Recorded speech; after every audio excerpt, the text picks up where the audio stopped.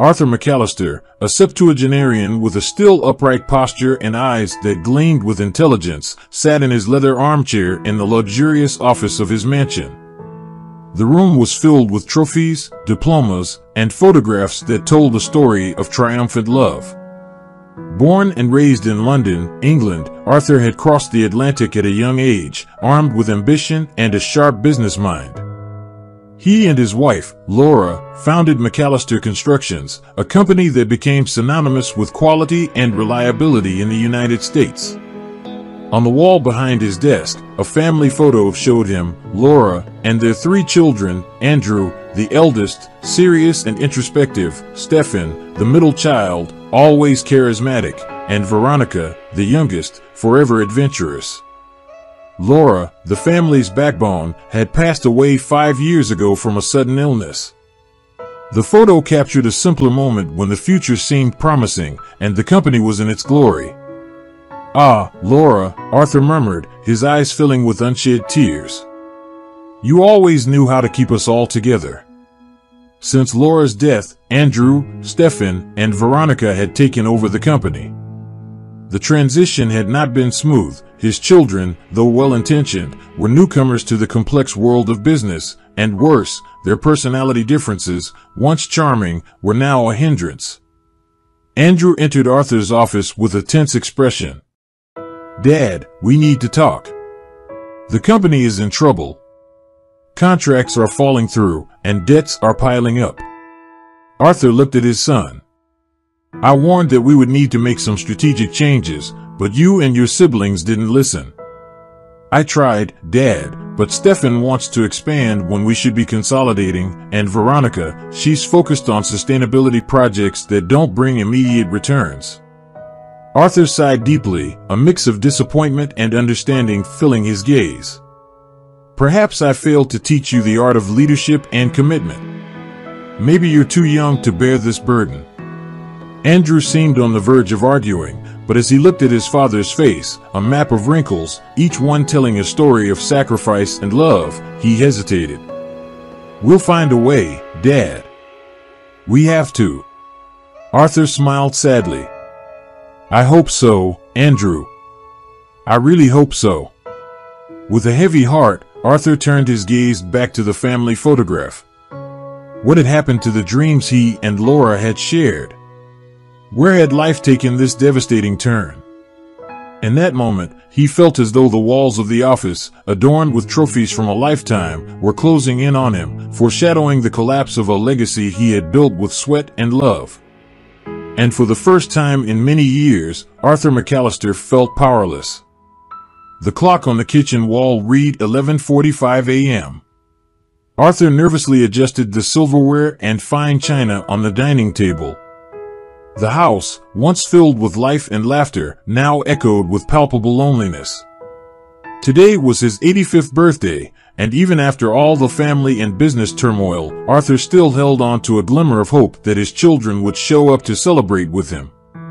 He had gone all out for lunch, preparing traditional dishes the family always enjoyed. There was homemade lasagna, herb-roasted chicken, and a chocolate cake he had spent the morning making.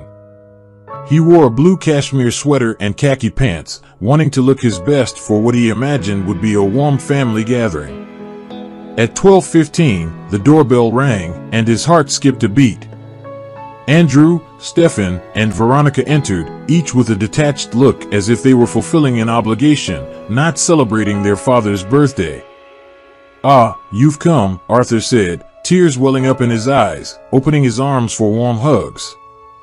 Andrew offered a formal handshake, while Stephen gave Arthur a pat on the shoulder, and Veronica simply waved.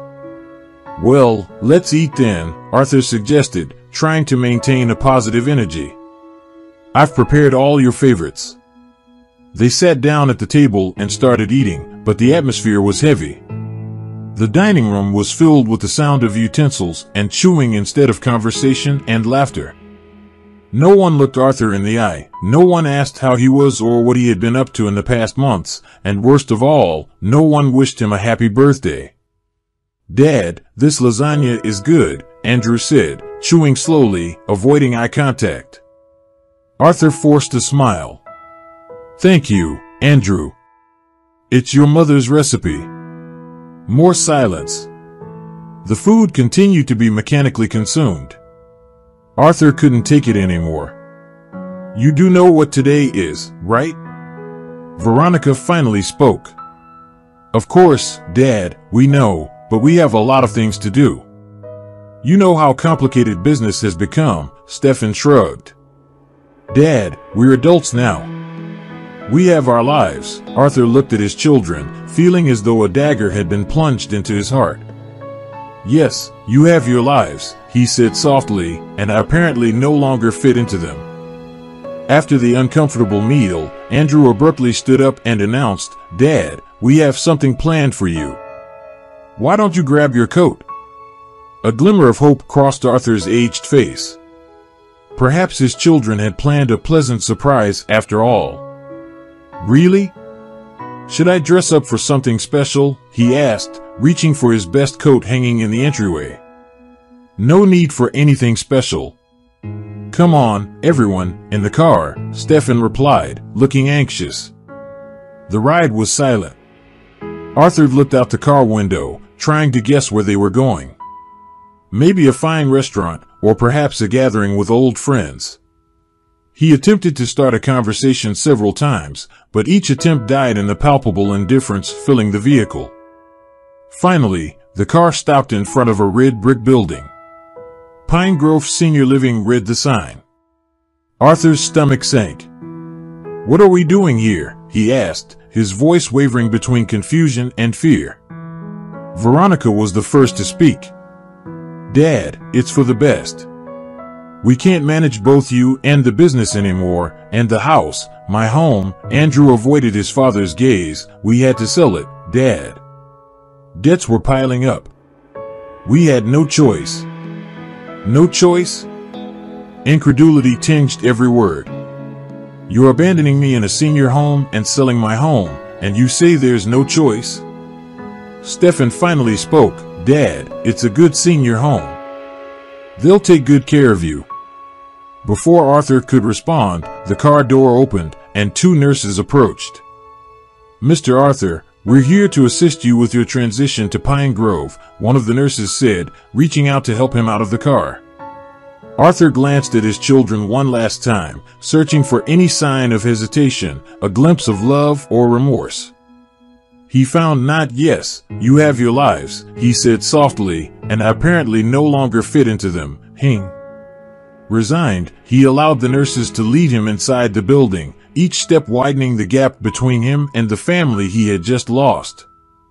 Inside Pine Grove, he was taken to a small but cozy room.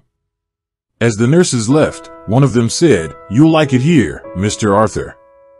We have plenty of activities and other residents you can interact with. Arthur looked around the room that would be his new home, his eyes a sea of conflicting emotions. He was finally alone, abandoned by his own family in his golden years.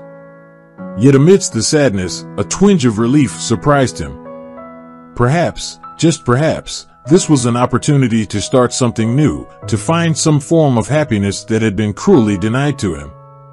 Thank you, he murmured as the nurses left, closing the door behind them. Sitting on the edge of the bed, Arthur remained there, immersed in his thoughts, pondering the strange twists of fate that had brought him to this solitary moment. Arthur spent the first few weeks at Pine Grove like a ghost. He participated in daily activities with a forced smile, a facade of interest painted on his face. However, inside, he felt as if he had been emptied, the sense of betrayal and abandonment by his children weighing on him like an anchor, pulling him further down into a sea of despair. But everything changed on the day he met Laura. It was a Tuesday afternoon, and Pine Grove was hosting a storytelling event in the common room. Arthur was there, more out of obligation than by choice. Then the door swung open, and a young woman entered, carrying a guitar and a smile that lit up the entire room. Hello, everyone. My name is Laura, and I'm a volunteer here today. I thought we could sing some songs and maybe tell some stories. What do you think? There was something about Lara's energy that caught Arthur's attention.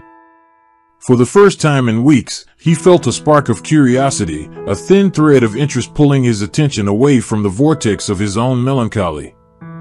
Laura began playing her guitar, and her clear, melodic voice filled the room. The music seemed to float around Arthur, touching something inside him that he thought he had lost forever. After the session, Laura approached him. "Hi, I'm Laura. I noticed you seemed a bit distant today. Is everything okay?" Arthur hesitated for a moment, but then something inside him broke. "I'm Arthur, and to be honest, I haven't been okay for a while. But your music, your presence brought a little light into my life." From that day on, the friendship between Arthur and Laura grew. She began visiting him more often, sometimes bringing her guitar, other times just bringing her smile and a listening ear. During one of these visits, Laura shared a bit about her life. "I have a husband, Thomas, and his son, Brian. We don't have much in terms of finances, but we have each other and a lot of love to give."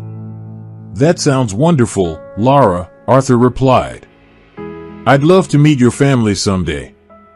"Of course, there won't be any shortage of opportunities," Laura said with a sparkle in her eyes. For the first time since arriving at Pine Grove, Arthur felt something he didn't think was possible anymore: hope. Perhaps life had more to offer. Perhaps there were new stories to be written even in the final act of his existence. And somehow, he knew that Laura and her family would be an important part of this new chapter. The day was filled with anticipation for Arthur. Laura had mentioned that her family would come to visit him, and he was eager to meet the people who were part of the life of the woman who had become his great friend and source of joy. He even asked the Pine Grove staff to arrange fresh flowers to decorate the common room. The door opened, and Laura walked in with a radiant smile, followed by a sturdy man and a little boy who tightly held his father's hand.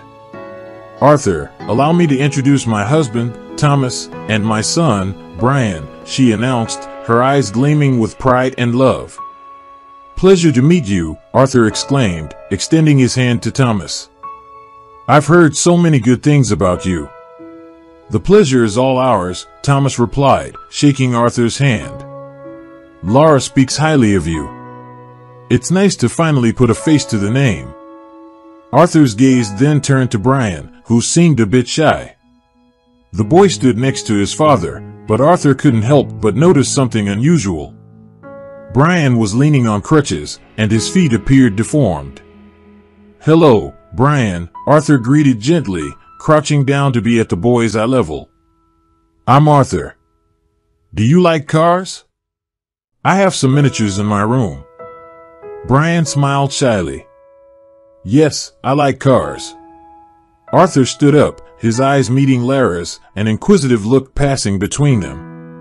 Laura noticed, and her smile faltered for a moment. "Laura, may I ask what happened to Brian's feet?" Arthur inquired delicately, trying not to seem intrusive.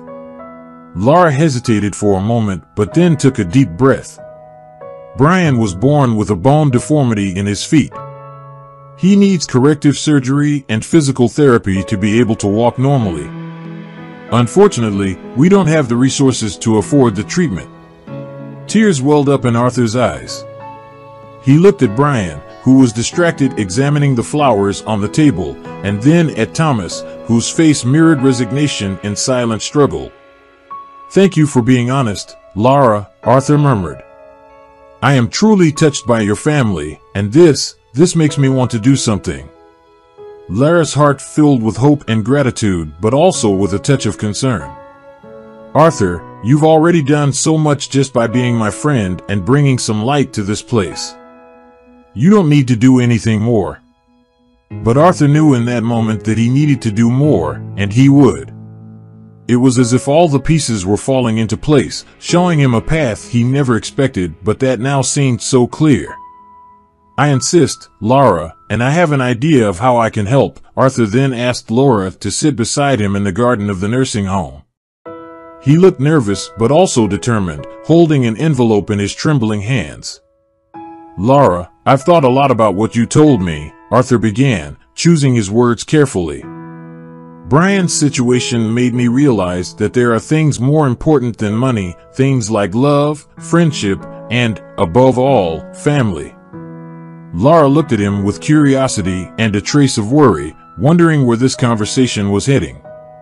"Arthur, are you okay?" "I am, Laura, I am," Arthur hurried to reassure her, "but I want you to do something for me, something that's also for you and your family. There's an old barn in Ashford, a town a few hours from here. In that barn, under a manger, you will find a buried box." He handed her the envelope. "This letter should only be opened when you find the box." A shiver ran down Lara's spine. "This sounds like something out of a movie, Arthur. Are you sure everything's okay with you?" Arthur smiled, a touch of melancholy in his gaze. "I've never been more clear-minded, my dear. Please trust me, what you will find is legitimate, and it's my way of doing something good in this world, especially after seeing how my own family failed." Laura gazed deep into Arthur's eyes.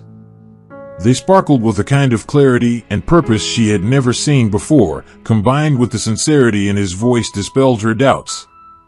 "All right, Arthur, I'll do it," she finally said, accepting the sealed envelope, "not just for Brian, but because I trust you." Arthur breathed a sigh of relief, a wave of emotion washing over him. "Thank you, Laura. You have no idea how much this means to me. I hope you're right about this." "Arthur," Laura said, a hint of emotion in her voice, "I am." Both of them knew that this moment sealed more than just a pact. It was the affirmation of a friendship that had the power to change destinies. After hours of travel with the carefully noted directions and Arthur's sealed envelope beside them in the car, Laura and Thomas finally arrived at the old barn in Ashford. The place appeared to have been abandoned for years, with weathered wooden boards and an aura of mystery hanging in the air. "Are you sure about this, Laura?" Thomas said, looking around skeptically. "This place looks like something out of a horror movie." "I trust Arthur, Thomas. There's something about him, a kindness I can't ignore," Laura replied, gripping his hand and giving it a reassuring squeeze. Both of them entered the barn with lanterns in hand, following Arthur's instructions. They went straight to an old manger leaning against the sidewall. Thomas began to dig, and in a few minutes, his hands touched something solid. "Here it is. I found something," he exclaimed, pulling a wooden box from the ground. The dusty lid was opened with a mix of nervousness and hope, revealing its shocking contents, a stack of diamonds that sparkled even in the dim lantern light. It was more than enough to pay for the surgery and still leave a small fortune. Laura couldn't believe what she was seeing. Are these real diamonds?" Thomas picked up one of the diamonds and examined it. They appear genuine. "But what does this mean? Why would Arthur give us this?" Still in shock, Laura opened the envelope she had kept sealed all the way. Inside, she found an official donation document declaring that the diamonds now belonged to her and her family. There was also a handwritten letter from Arthur. "Laura and Thomas," she read aloud, "these diamonds were my last reserve in case my children drove our business to ruin. But after what they did to me, I can't think of anyone more deserving of them than you. Use them wisely and with love. With gratitude, Arthur." Both of them fell silent for a moment, absorbing the immense generosity of Arthur's gesture. "He's given us a second chance, Thomas. A chance for Brian to walk again and for our family to live better," Laura said, tears of gratitude in her eyes. "We'll thank him for it. We'll turn this chance into something wonderful, I promise," Thomas replied, kissing Laura fervently. Back at the nursing home, Laura and Thomas found Arthur in the garden, looking frail but happy. When they revealed what they had found, he smiled as if a great burden had been lifted from his shoulders. "I knew I could trust you both," Arthur said, his voice filled with joy. "Make good use of this gift, help Brian, and live your lives with the love and happiness you deserve." Laura knelt beside him, taking his wrinkled hand in hers. "Thank you, Arthur. You've become part of our family, a true grandfather to Brian and a friend to us. And so, a very special bond was solidified, a bond that would remind them all of the beauty of generosity, the importance of family, and the transformative power of an act of kindness. The atmosphere in the hospital was heavy with anxiety and hope. Laura and Thomas held each other's hands tightly as if they could transfer their collective strength to the little Brian, who was in the operating room. Finally, after hours that felt like an eternity, the surgeon appeared with a tired but genuine smile.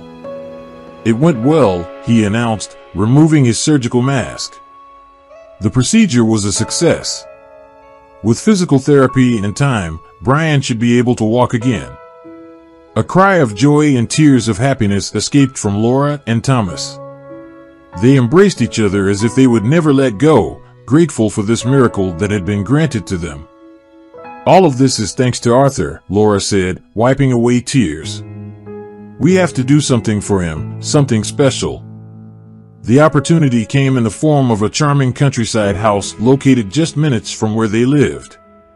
Using a fraction of the diamond resources they acquired, they bought the property with the idea of offering it to Arthur so he could spend his golden years surrounded by love and comfort. On the planned day to share the good news, Laura and Thomas arrived at the nursing home, a basket of fresh fruits in hand and radiant smiles on their faces. But when they entered Arthur's room, they found only an empty bed and carefully packed belongings. "What happened?" Laura asked the nurse, her heart sinking with a terrible premonition.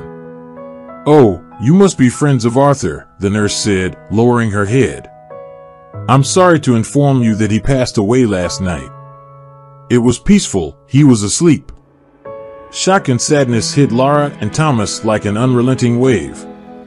Just one day before they could repay his kindness, Arthur had left. "It can't be," Thomas whispered, feeling like the ground had been pulled from under his feet. With heavy hearts, they took it upon themselves to arrange Arthur's funeral, one last act of love and gratitude.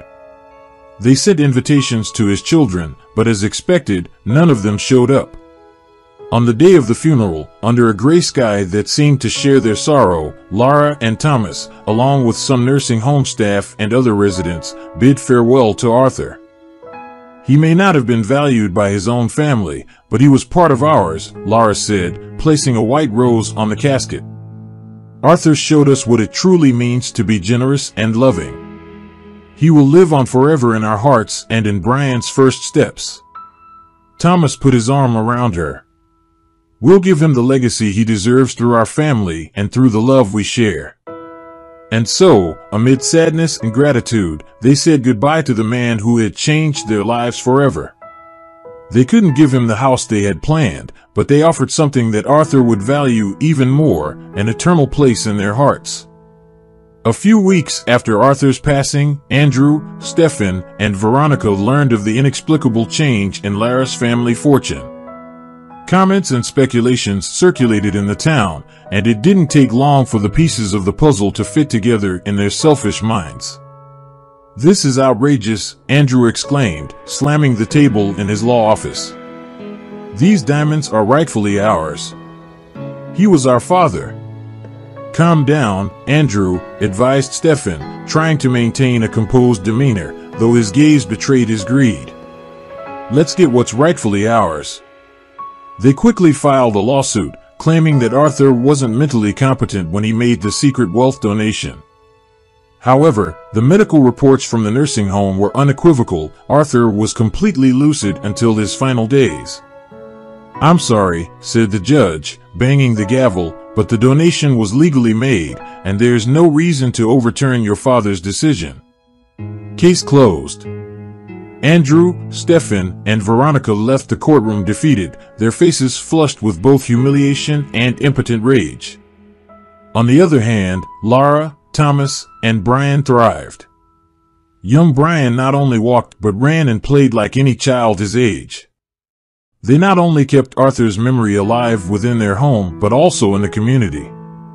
"I think it's time for our monthly donation, dear," Lara said one day as she prepared a package of groceries and supplies for the nursing home, with a smile and Brian's assistance, who now walked confidently. They personally delivered the donations to the nursing home where Arthur had spent his final days. While there, they took the opportunity to clean and place fresh flowers on Arthur's grave, a ritual they fulfilled with deep and unwavering love. "Thank you, Mr. Arthur," Brian murmured, placing a small hand-painted stone, a tradition he had learned, beside the tombstone. "He would be so proud of you," Thomas said, holding Lara's hand. "We all are." And so, Laura, Thomas, and Brian continue to live their lives fully and richly, not just in material terms, but also in love and gratitude. They knew, as Arthur once did, that true wealth is not measured by what you have, but by what you give. In that spirit, they never stopped giving, keeping alive the flame of generosity and kindness that Arthur had so magnificently exemplified. Thank you for joining us today on Deep Stories. Be sure to like and subscribe and hit that notification bell so you don't miss out on our next video.